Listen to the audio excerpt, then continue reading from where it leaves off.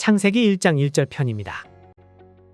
처음 성경을 대하였을 때 창세기 1장 1절의 내용을 이해하는데 힘들었습니다. 막연하게 믿는다는 게 힘들었거든요. 태초에 하나님이 천지를 창조하셨다는 것을 믿는다는 게 어려웠습니다. 왜냐하면 학교에서 배운 것들하고 전혀 다른 내용이었기 때문입니다. 그래서 창세기 1장 1절의 내용을 알아보는 시간을 갖게 되었습니다. 태초에 하나님이 천지를 창조하시니라.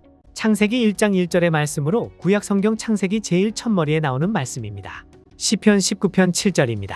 여호와의 율법은 완전하여 영혼을 소성케 하고 여호와의 증거는 확실하여 우둔한 자로 지혜롭게 하며. 이너렌시라는 영어 단어가 잘못이 없다는 기본적인 뜻이 있는데 성경의 내용이 오류가 없다는 뜻으로 사용됩니다. 내용도 오류가 없을 뿐만 아니라 기록과 보존성에 관해서도 오류가 없는 겁니다. 기독교인들은 성경이 인간의 지혜로 꾸며낸 기록이 아니고 창조자 하나님이 인간에게 주신 거룩한 말씀이다 라고 믿고 있고 1.1획도 틀리지 않은 완전한 말씀이다 라고 고백합니다. 객관적인 증거가 있느냐 따지면 별로 할 말이 없습니다. 그래서 창세기부터 시작되는 기록이 완전한 기록이라는 객관적이고 과학적인 증거를 소개해 드릴 것입니다. 설경이 매우 아름답습니다. 눈이 하얗게 덮어 있고 나무에는 설화가 형성되어 아름답습니다. 깨끗한 세상을 보여주고 싶어 하는 것 같습니다. 현미경으로 눈을 보면 어떤 모습일까 궁금합니다. 전자현미경으로 본 눈의 결정체로 여러 가지 모양을 하고 있는데 똑같은 모양을 하고 있는 것이 하나도 없습니다. 육각형, 육각별 모양이 기본적인 구조로 우리의 모습이 다 다르듯 눈의 결정체도 전부 다르다는 것입니다. 눈이 내리는 모습은 별들이 쏟아지는 모습입니다. 눈의 결정체를 보여드린 이유는 오늘의 주제와 연관이 되어 있어서 보여드린 겁니다. 여호와의 율법은 완전하다고 하는데 율법에 해당되는 것이 모세오경입니다. 창세기부터 시작되는 말씀이 완전하다는 것입니다. 호주에서 발행되는 테크니컬 저널이라고 하는 창조론 관련 논문집이 있는데 1993년에 발표된 논문의 내용을 쉽게 이해하실 수 있도록 설명을 드린 겁니다. 근본적인 주장은 신성한 첫 번째 메시지인 창세기 1장 1절 속에 초자연적인 설계의 증거가 있다는 겁니다. 인간의 지혜로 기록한 게 아니라 인간을 뛰어넘는 초자연적인 존재에 의해서 인간에게 주어진 메시지라는 증거가 있다는 겁니다. 창세기 1장 1절 히브리어 원문을 수학적으로 분석을 해봤더니 놀라운 증거가 발견되었습니다. 이스라엘 국기는 육각별이 그려져 있습니다. 육각별과 창세기 1장 1절하고 어떤 관계가 있습니다. 왼쪽에 있는 그림은 하나님께서 모세를 통해서 직접 지시하여 만든 성막인데 창세기 1장 1절하고 관계가 있습니다. 이런 것들에 관한 비밀을 알려드릴 겁니다. 창세기 1장 1절 메시지를 수학적으로 분석한다는 말이 이해가 잘 안 되겠지만 히브리어는 수학적 분석이 가능한 문자입니다. 히브리어 알파벳은 22개가 있는데 영어 알파벳은 숫자의 값이 없지만 히브리어 알파벳은 숫자 값을 가지고 있습니다. 1부터 10까지, 10에서 100까지, 100에서 400까지 숫자 값이 있어서 알파벳이 숫자입니다. 알파뉴메릭 시스템이라고 하는데 문자가 숫자 값을 갖고 있으며 히브리어, 헬라어, 라틴어들인데 가장 독특한 것이 히브리어입니다. 알파벳 숫자 값이 있는 것에 대한 실제적인 예가 성경에 있습니다. 아브라함과 다윗의 자손, 예수 그리스도의 세계라고 하면서 예수님의 족보가 나오는데 마태복음 1장 17절에서 족보에 대한 요약이 나와 있습니다. 그런즉 모든 대수가 아브라함부터 다윗까지 연례되어 다윗부터 바벨론으로 이거할 때까지 연례되어 바벨론으로 이거한 후부터 그리스도까지 연례되러라. 예수님의 족보에 14라는 숫자가 3번이나 반복해서 나오는데 마태복음을 읽다가 14라는 숫자가 3번이나 나오는구나 하고 지나쳐버리지만 3번이나 반복해서 나오는 이유가 있습니다. 예수 그리스도가 다윗의 자손이라는 것을 강조한 것으로 14라는 숫자는 다윗이라는 이름과 관계가 있습니다. 히브리어로 표기하면 다이드이며 영어로 하면 DWD입니다. 해당되는 숫자 값을 히브리에서 찾아보면 464이고 합하면 14가 되는 것입니다. 다윗이라는 이름의 숫자 값이 14인데 이스라엘 사람들에게는 상식입니다. 왜 14라는 숫자를 3번이나 반복해서 썼는지 그 비밀이 풀리게 되는데 마태복음은 이스라엘 사람들을 위해서 쓰여진 복음서입니다. 이스라엘 사람들에게 예수 그리스도가 메시아라는 것을 소개를 해야 되는데 이스라엘 사람들은 전통과 족보를 목숨처럼 귀하게 여기기 때문에 족보 없는 집안에서 메시아가 올 거라는 것을 인정할 수가 없습니다. 예수 그리스도가 평범한 가문 출신이 아닌 아브라함의 후손일 뿐만 아니라 다윗의 후손이다라는 겁니다. 다윗의 후손이라는 말은 왕족이라는 뜻으로 다윗의 후손들이 대대로 왕을 하였기 때문입니다. 오실 메시아가 왕이 될 만한 자격이 있는 분이다라고 말하려는 겁니다. 이스라엘 사람들의 조상 아브라함부터 시작해서 다윗까지 14대, 다윗에서 바벨론까지 14대, 바벨론에서 예수까지 14대니까 다윗 이름 숫자 값으로 3번 내려온 존재이기 때문에 평범한 존재가 아니다라는 것입니다. 바로 예언된 그 분이다라는 걸 나타내기 위한 겁니다. 14라는 숫자가 다윗이라는 이름과 관계된 거라는 걸 풀었습니다. 다윗의 예에서 볼 수 있듯이 히브리어는 알파벳마다 숫자 값이 있을 뿐만 아니라 단어에도 숫자 값이 있다는 겁니다. 성경 구약에 있는 히브리어 원문은 모든 단어마다 고유한 숫자 값이 있습니다. 히브리어가 숫자 값을 가지고 있다는 것이 성경 원문을 옮겨 적을 때 제대로 옮겨 적었는지 검증하는 방법이 있다는 겁니다. 옮겨 적고 나서 숫자 값 합산해서 1이라도 틀리면 중간에서 한 글자 틀린 겁니다. 성경을 완벽하게 옮겨 적는데 결정적인 기여를 한 히브리어 숫자 값입니다. 구약 성경이 완벽하게 보존된 이유 중 하나가 히브리어 수학적인 속성 때문입니다. 예수가 영어로 지저스인데 헬라어로 표기를 한 겁니다. 신약 성경은 헬라어로 되어 있습니다. 예수는 아들을 낳으리니 이름을 예수라 하라라고 미리 예정되어 있는 이름입니다. 예수라는 이름을 헬라어의 고유한 숫자 값으로 표기하여 숫자 값을 전부 합하면 888이라는 숫자가 나옵니다. 평범한 숫자는 아닌데 우연일 것 같지만 우연이 아닌 숫자라는 겁니다. 이미 디자인된 이름이라는 겁니다. 계시록에 보면 888과 비슷한 숫자 666이 나오는데 분명한 것은 특별한 관계가 있는 숫자입니다. 창세기 1장 1절을 수학적으로 분석을 한 것으로 각 알파벳을 숫자로 바꾼 다음 합하면 단어의 숫자 값이 나옵니다. 7개 단어의 숫자를 분석해보고 창세기 1장 1절의 내용은 완벽하게 설계된 메시지라는 걸 알게 되었습니다. 히브리어로 읽어보면 베레시트, 바라, 엘로임, 에트, 하사마임, 베트, 하아레츠 7개 단어로 만들어져 있습니다. 우리 성경에는 하늘과 땅은 한 단어로 천지라고 번역해 놓았는데 하늘과 땅 두 단어입니다. 수학적으로 분석하는데 언어의 알파벳 숫자가 시대가 흐르면서 변경되었다면 의미가 없다고 봅니다. 우리 훈민정음도 처음 만들었을 때와 현재 사용하는 것이 다르다는 것입니다. 히브리어도 변경되었다면 수학적으로 창세기 1장 1절을 분석한 것이 믿을 게 없다는 건데 확인해 보겠습니다. 시편을 우리말 성경으로 읽으면 내용은 참 좋은데 번역을 해서 운율과 시적인 규칙성이 다 깨져 있습니다. 시편 111편 원문을 보게 되면 시는 행으로 되어 있고 첫 번째 단어의 첫 글자를 히브리어의 알파벳 순서입니다. 영어 알파벳 A, B, C, D 순서처럼 히브리어 알파벳 순서대로 시가 작성되어 있다는 것입니다. 이러한 형태의 시가 시편 속에 여러 편이 있습니다. 여기서 확인이 되는 것이 예전의 히브리어가 현재 사용하는 히브리어와 차이가 없다는 겁니다. 시편 34편 같은 경우는 22절로 되어 있는데 원문에서 각 행의 첫 번째 알파벳을 확인해 보면 히브리어 알파벳 순서입니다.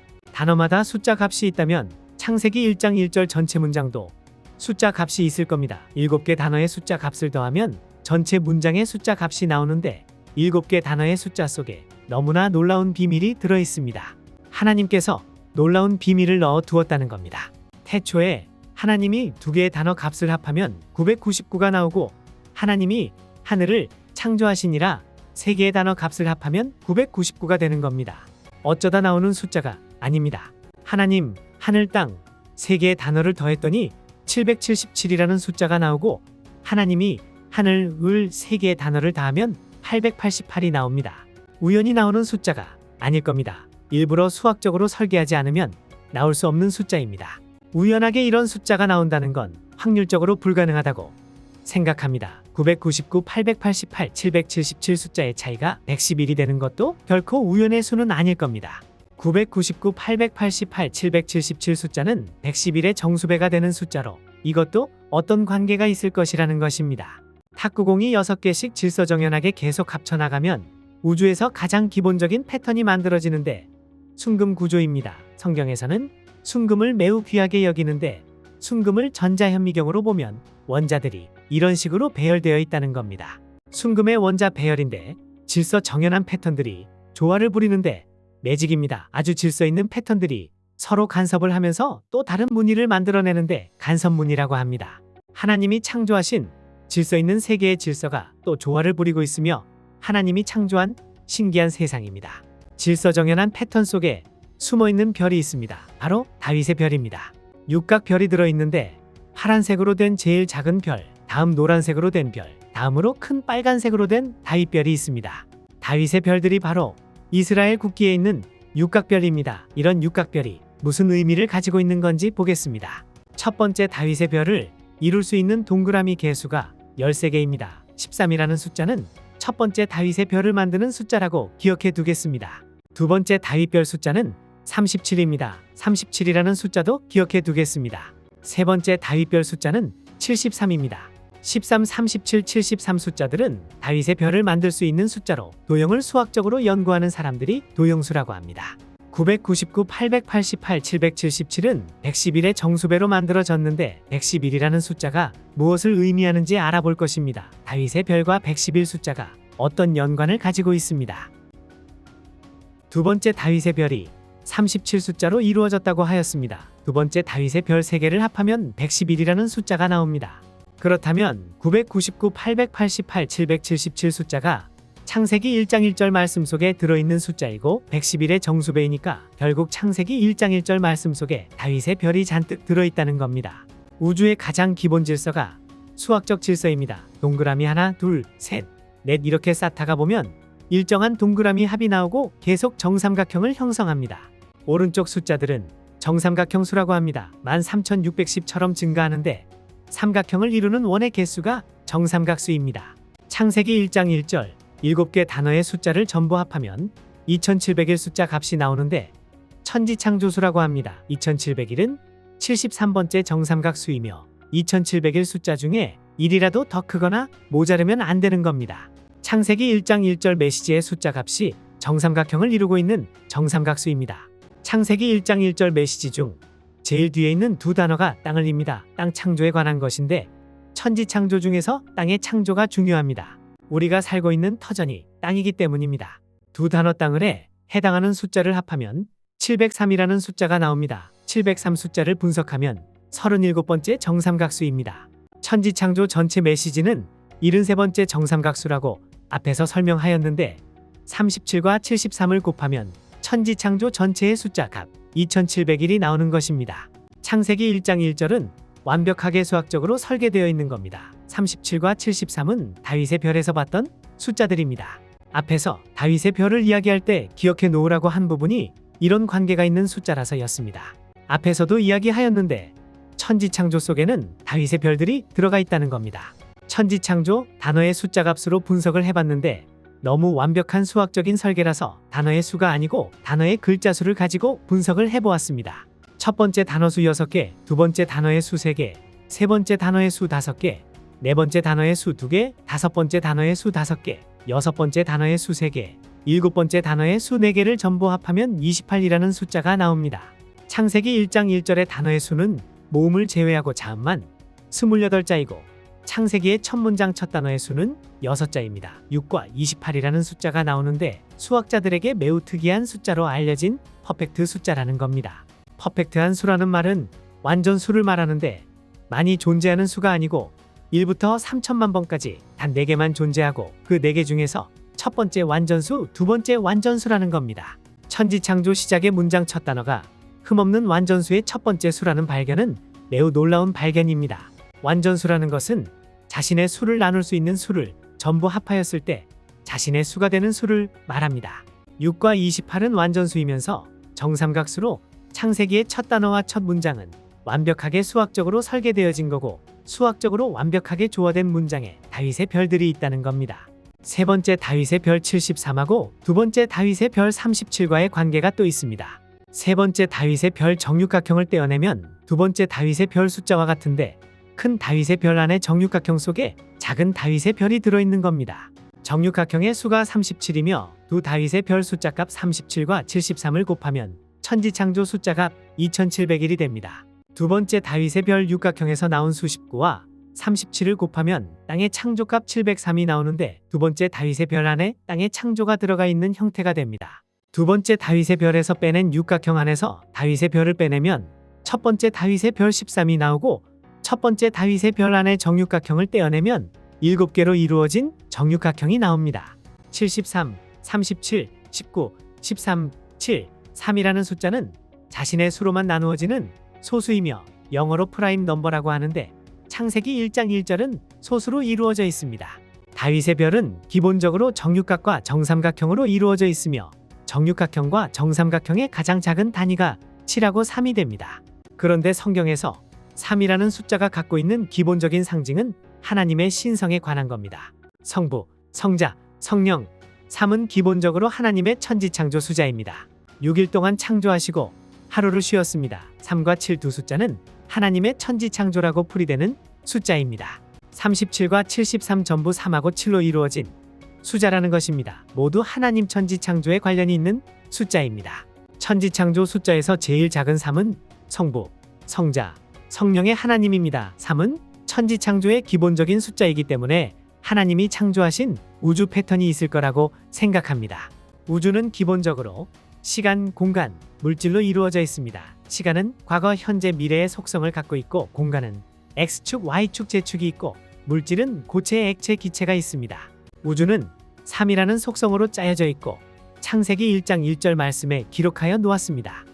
창세기 1장 1절은 7개의 단어로 적혀 있지만 우주의 원리가 전부 담겨 있고 다윗의 별들이 있으며 경외하는 하나님의 숨결이 있습니다. 창세기 1장 1절 메시지는 근본적으로 하나님께서 우리에게 주신 메시지입니다. 이것을 수학자들이 발견한 겁니다. 눈의 결정체로 다윗의 별들이 하늘에서 내려앉은 설경으로 창조의 이야기가 눈 속 다윗의 별로 존재하고 있다는 것 다시 생각하여 보았습니다. 두 번째 다윗의 별은 육각별도 이루고 있지만 육각형도 이루고 있다고 하였습니다. 그런데 두 번째 다윗의 별 37은 팔각형도 만들 수 있는 숫자입니다. 하나의 숫자가 세 개의 도형을 만들어내는 37이며 수학자들은 37을 삼형수라고 하는데 숫자의 조합을 풀 때 사용되는 특이한 숫자입니다. 세 번째 다윗의 별과 두 번째 다윗의 별의 도형적인 관계를 알아보겠습니다. 두 번째 다윗의 별 테두리를 한 바퀴 돌아가는데 36개가 필요하며 세 번째 다윗의 별 73이 됩니다. 마찬가지로 두 번째 다윗의 별을 육각형으로 변형된 곳에 6개씩 놓으면 어떨까요? 36개를 6개씩 면에 붙여 놓으면 세 번째 다윗의 별이 되며 세 번째 다윗의 별 73을 이형수라고 합니다. 두 번째 다윗의 별수와 세 번째 다윗의 별수를 곱하면 천지창조 수 2700일이 되는데 패턴 관계가 6일 동안의 창조와 하루의 안식을 의미한다고 봅니다. 육각형 테두리면에 6개씩 붙인 36이라는 숫자는 정사각형 숫자이면서 8번째 정삼각 숫자이기도 하는데 이형수라고 합니다. 37 안에 19 들어있고 37과 19를 곱하면 703 땅 창조 숫자 나옵니다. 37보다 하나 작은 다윗의 별이 13이고 23보다 하나 작은 육각형이 7인데 13하고 7을 곱하면 91이 나옵니다. 91 숫자 역시 정육각형 수입니다. 37을 뒤집은 것이 73이 되는 것처럼 19를 뒤집은 것이 91이 되는 것입니다. 그런데 19와 91 역시 육각형 수입니다. 완벽하게 조화를 이루는 숫자로 둘러싸여 있습니다. 37과 13을 연결시켜주는 수가 24이고 19와 7을 연결시켜주는 수가 12입니다. 24와 10이라는 숫자는 평범한 숫자가 아니고 구약과 신약에서 공통적으로 나오는 숫자들입니다. 12 숫자는 구약에서 이스라엘 12지파, 하나님을 섬기는 숫자이며 신약에서는 예수님의 12제자와 관계가 있습니다. 24 숫자는 구약과 신약에서 나오는데 신약 요한계시록에서 하늘나라 장로가 24명입니다. 구약에서는 다윗왕 말기에 제사제도를 정비하는데 제사장 24팀을 만든 것과 관계가 있습니다. 그래서 24반열이라고 이야기합니다. 나오는 모든 숫자들이 하나님을 섬기는 사람들에 관한 숫자들입니다. 창세기 1장 1절 맨 가장자리 울타리 숫자를 세어보면 71을 3번 더하기 때문에 216이 됩니다. 216이라는 숫자가 또 평범한 숫자가 아닙니다. 6 곱하기 6을 하면 되는데 6의 3승수이며 큐브 넘버라고 하는데 정육면체 부피 구할 때 한 면을 세제곱하면 되는 정육면체 수 216입니다. 창세기 1장 1절이 정육면체 숫자 값으로 둘러싸여 있는데 정육면체가 성경과 무슨 관계가 있느냐 하는 겁니다. 창세기 1장 1절부터 계시록까지 성경 전체를 조사해보면 정육면체가 몇 군데 등장합니다. 등장하는 정육면체가 전부 거룩한 장소입니다. 출애굽기에 보면 창조자 하나님께서 모세를 통해 성막을 만들게 하였는데 성막의 커튼을 열고 들어가면 성소입니다. 성소 안쪽에 지성소라는 밀실이 있는데 아무나 들어가지 못하는 지극히 성스러운 장소입니다. 성소나 지성소는 아무나 들어가지 못하고 대제사장이 속죄일날 흰옷을 입고 들어가는 하나님과 만나는 장소입니다. 성막을 출애굽기에 기록되어 있는 대로 만드는데 내부 구조가 정육면체 모양입니다. 열왕기상을 보면 솔로몬이 제대로 된 건물로 된 성전을 짓는데 이곳의 지성소도 정육면체입니다. 요한계시록을 보면 땅에 있는 예루살렘 말고 하늘에 있는 예루살렘이 있는데 가로와 세로의 높이가 나오고 정육면체입니다. 성경에서 일관성 있게 정육면체가 전부 거룩한 장소입니다. 거룩한 장소를 상징하는 정육면체의 숫자 값으로 창세기 1장 1절을 둘러싸고 있다는 겁니다. 우연일 수도 있겠지만 이제 더 이상 우연이 아니라고 봅니다. 성경의 말씀이 거룩한 말씀이다 라는 뜻입니다. 천지창조 전체 중에서 땅의 창조가 중요하다고 하였는데 땅의 창조에 해당하는 703을 빼면 5개 단어의 숫자 값이 1998입니다. 1998이라는 숫자는 666을 3번 더한 숫자입니다. 계시록에 나온다고 하는 666 숫자가 놀랍게도 창세기 1장 1절 속에 수학적으로 계시가 되어 있습니다. 666 숫자도 36번째 정삼각형 수입니다. 땅의 창조 703이 가운데 있고 666이 땅을 둘러싸고 있는 모습입니다. 창조자 하나님께서 창조하실 때 천사들도 만들었는데 천사들 중에 하나님께 반역하고 쫓겨난 천사가 있습니다. 쫓겨난 천사의 대장이 루시퍼인데 하나님께서 곧바로 멸하지 않으시고 마지막 심판 때까지 유예기간을 주었다는 겁니다. 타락한 천사들이 하늘에서 쫓겨내려와서 공중권세 잡은 자들이 되었습니다. 하나님은 하늘에 계시고 우리 인간과 생명체들은 땅에 있는데 하늘과 땅은 공간적인 것이 아니고 편하게 표현한 겁니다. 하늘과 땅 사이에 중간 하늘이 있는데 중간 하늘에 있는 어둠의 세력들이 하늘에 계신 하나님과의 연결을 방해하는 모양의 형태입니다. 666이라는 것이 계시록에만 있는 줄 알았는데 창세기 1장 1절 속에 있는 겁니다. 666은 정삼각형인 것이 이상하게 보이는데 왜냐하면 정삼각수 3은 하나님과 신성에 관계된 수이기 때문입니다. 차이가 있는데 천지창조와 땅의 창조에 관계된 숫자들을 더해보면 알게 됩니다. 3하고 7을 더하면 10이 되고 703과 2701의 각 자리를 더해도 10이 되고 73의 자리 수를 더해도 10이 됩니다. 그래서 완전수입니다. 666은 36번째 삼각수인데 3하고 6 더하면 9가 되고 666의 각 자리를 더하면 18인데 1하고 8을 다시 더하면 9가 됩니다. 1998의 각 자리 수를 더하면 27인데 2하고 7을 다시 더하면 9가 되는 것입니다. 신학의 한 분야 중에 수신학이란 것이 있는데 성경에 나오는 수에 관한 비밀을 푸는 학문입니다.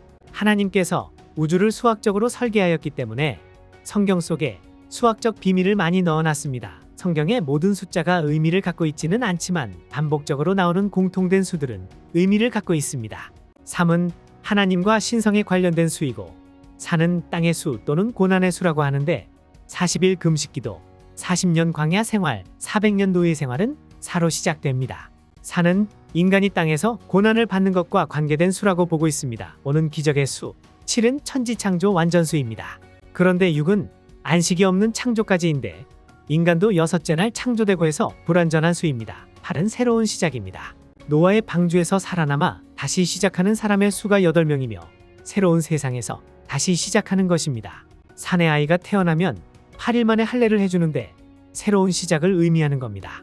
마태복음 5장에서 8개의 복을 말씀하는데 전부 하늘나라에 대한 이야기이며 우리가 이 땅에서 삶이 끝나면 새 하늘과 새 땅에서 새로운 삶을 시작하게 되는 겁니다. 그래서 8이 새로운 시작을 상징하는 것이라 보고 있습니다.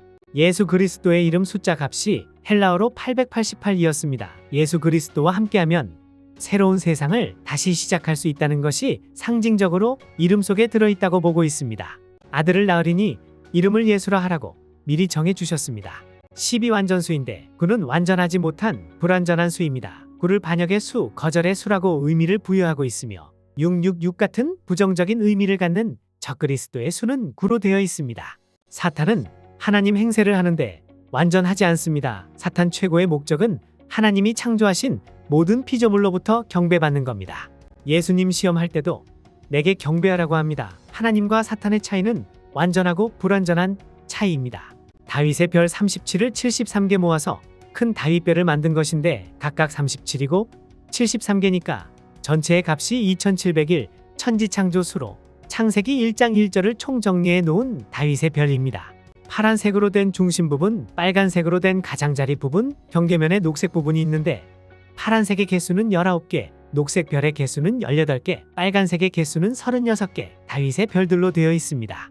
각각 37개 다윗의 별이니까 파란색 부분은 703으로 땅의 창조, 녹색 부분은 666, 빨간색 부분은 1332가 나옵니다. 1332는 4자리 숫자지만 2라고 2를 더하면 3이 되고 3은 하나님과 신성에 관련된 수입니다. 하늘과 땅 사이를 666이 가로막고 있는 형상인데 놀랍게도 성경 창세기 1장 1절 속에 계시록에 나오는 내용이 계시가 되어 있는 겁니다. 창조자 하나님께서 말씀하시기를 내가 태초의 장래일을 다 말하여 놓았다. 그 모든 걸 다 확인하게 되면 크게 놀랄 것이다 라고 하셨습니다. 또 그런즉 너희가 나를 여호와인 줄 알리라. 내가 이 모든 역사를 처음부터 끝까지 섭리하는 존재인지를 너희가 알게 될 것이다 라고 하셨습니다. 교육을 받은 대부분의 사람들은 성경 창세기를 신화라고 생각합니다. 그것도 이스라엘 사람들의 허술한 신화이고 중동 지방에 나돌던 여러 신화를 베껴서 나름대로 자기들 신화를 만든 거다라고 합니다. 허술한 신화라고 생각하는 창세기 첫 번째 메시지를 수학적으로 분석해 보니까 너무나 완벽합니다. 과학의 가장 기초가 수학이며 수학적이라는 말은 과학적이라는 말과 같은 말입니다. 창세기 1장 1절은 절대로 허술한 신화가 아닙니다. 알파벳으로 되어 있는 메시지 중에 알파벳 하나라도 빠지거나 다른 알파벳이 들어가면 숫자 값들이 틀려지고 숫자 값이 1이라도 틀리게 되면 지금까지 설명했던 완벽한 구조가 안개처럼 사라져버립니다. 2000년 전에 창조자 하나님께서 사람의 모습으로 오셨습니다. 예수 그리스도입니다. 예수 그리스도께서 마태복음 5장 산상수훈 말씀 중에 내가 율법이나 선지자나 폐하러 온 줄로 생각지 말라. 폐하러 온 것이 아니요 완전케 하려 함이로라 그러시면서 그 다음 하신 말씀이 뭐냐 하면 진실로 너희에게 이르노니 천지가 없어지기 전에는 율법의 1.1획이라도 반드시 없어지지 아니하고 다 이루리라라고 하셨는데 하신 그 말씀이 사실입니다. 여호와의 율법은 완전하여 영혼을 소성케 하고 여호와의 증거는 확실하여 우둔한 자로 지혜롭게 하며 여호와의 교훈은 정직하여 마음을 기쁘게 하고 여호와의 계명은 순결하여 눈을 밝게 하도다. 내가 율법이나 선지자나 폐하러 온 줄로 생각지 말라. 폐하러 온 것이 아니요 완전케 하려 함이로라. 진실로 너희에게 이르노니 천지가 없어지기 전에는 율법의 1.1획이라도 반드시 없어지지 아니하고 다 이루리라. 그러므로 누구든지 이 계명 중에 지극히 작은 것 하나라도 버리고 또 그같이 사람을 가르치는 자는 천국에서 지극히 작다 일컬음을 받을 것이요 누구든지 이를 행하며 가르치는 자는 천국에서 크다 일컬음을 받으리라. 신약 성경에 나오는 숫자의 비밀 대표적인 예가 153 숫자로 요한복음에 나오는 베드로가 잡은 물고기 숫자입니다. 예수님께서 부활하신 후에 베드로에게 나타나셨던 이야기입니다. 베드로가 밤새 물고기 한 마리도 못 잡았는데 예수님이 나타나셔서 그물을 배의 오른편에 던져라 해서 잡은 물고기 숫자로 요한복음은 예수님이 행하신 일을 요약해서 기록한 요약본으로 중요치 않은 사건은 기록이 되지 못합니다. 153이라는 숫자가 복음과 특별한 의미가 없고 관계가 없다면 기록될 필요가 없는 숫자인데 기록되어 있습니다. 히브리어로 베네 엘로힘이라는 말이 있는데 하나님의 아들이란 뜻입니다. 하나님이에 해당하는 숫자 값이 91이고 아들들에 해당하는 숫자 값이 62이며 두 단어의 숫자 값을 더하면 153이 되는 겁니다. 베드로는 어부이며 예수님이 십자가에 못 박히신 후에 낙담하여 고향으로 내려가 고기잡이 일을 하게 된 겁니다. 베드로가 밤새 고기잡이를 하였지만 한 마리도 잡지 못하고 있었는데 예수님이 나타나셔서 시키는 대로 하니까 잡은 물고기가 153마리입니다. 예수님이 베드로에게 나타나 부활을 보여주시고 하나님의 아들들을 같이 모으러 다니자고 나타나신 것입니다. 153 숫자가 17번째 정삼각 수입니다.